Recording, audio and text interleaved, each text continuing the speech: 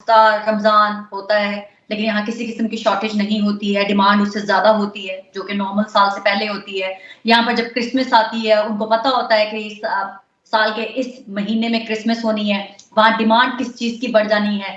तो ये सप्लायर्स के ऊपर डिपेंड करता है। ज़ख़ीरा अंदोज़ी पाकिस्तान में एक बहुत बड़ा मसला है।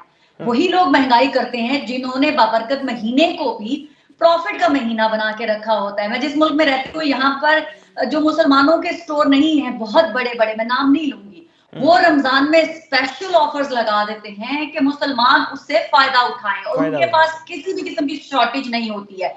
वो उनके पास एक लातादाद किस्म का ज़ख़ीरा होता है, क्योंकि उनको पता है कि ये मुसलमानों का एक होली मंथ है। यहाँ पर ऑब्वियसली डिमांड ज़्यादा है चीज़ों की। जब उनका एक कोई होली मंथ होता है क्रिसमस का, तब उनको पता होता है कि इसमें हमारी चीज़ों की डिमांड किस तरह से है और उसको प्रोवाइड करना हुकूमतों का काम होता है।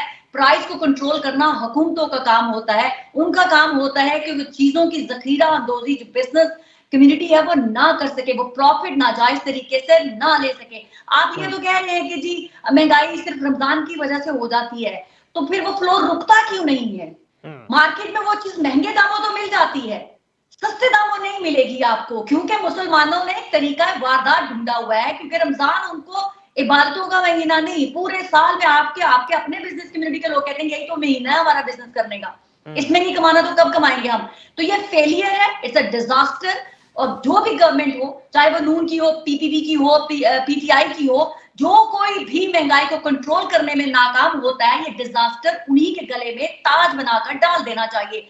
ये लोग आते किस लिए हैं? अगर सब कुछ हुकूमत में बैठे हुए लोगों ने ये कह के कर देना कि अवाम अपनी चीज़ों पे कंट्रोल करे, अवाम जो है वो चाय पीना छोड़ दे, अवाम दही खाना छोड़ दे, पराठे खाने छोड़ दे, तो फिर हुकूमत काहे की झंडे वाली गाड़ियों में लेके फिर रहे हैं? ये फिर किस लिए वज़ीर-ए-आज़म बन जाते हैं? किस लिए मिनिस्टर बनते हैं? फिर इन्होंने इनको भी कहें आप भी घर बैठे भई, हम अपना मुल्क खुद चला लेंगे।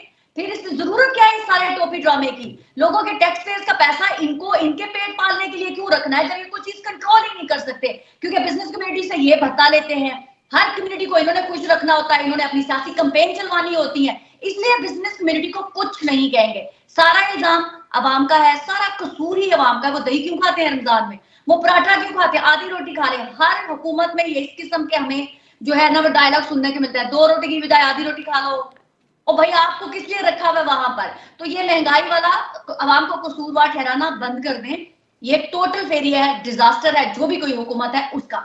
दूसरा आपने कहा कि ज़रदारी साहब, वो तो तय था, वो तो शायद वज़ीर-ए-आज़म बनना चाहते थे।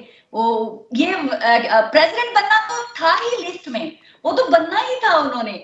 दूसरी दफ़ा हमारे शहबाज शरीफ साहब ने भी रिकॉर्ड कायम किया है, लगातार को प्राइम मिनिस्टर सेकंड टाइम बना है, उनको भी मुबारकबाद देनी बनती है। ज़रदारी साहब भी जो है एक गैप के बाद दोबारा बन गए हैं, लेकिन क्या कहते हैं उसको, हमारे ज़्यादा क्रेडिट दें आप शहबाज शरीफ को, वो तो एक के बाद डायरेक्टली दोबारा से प्राइम मिनिस्टर बने हैं। तो वो ये पाकिस्तान के अंदर ये सिस्टम मजबूत नहीं हो रहा। इंडिविजुअल पर्सनालिटीज मजबूत हो रही हैं। ये अपने-अपने मफादात के लिए ओहदे बांटे जा रहे हैं। इसमें पाकिस्तान की आवाम को अगर रिलीफ नहीं मिलता तो मेरे लिए इस डेमोक्रेटिक सिस्टम से कोई लेना देना नहीं है।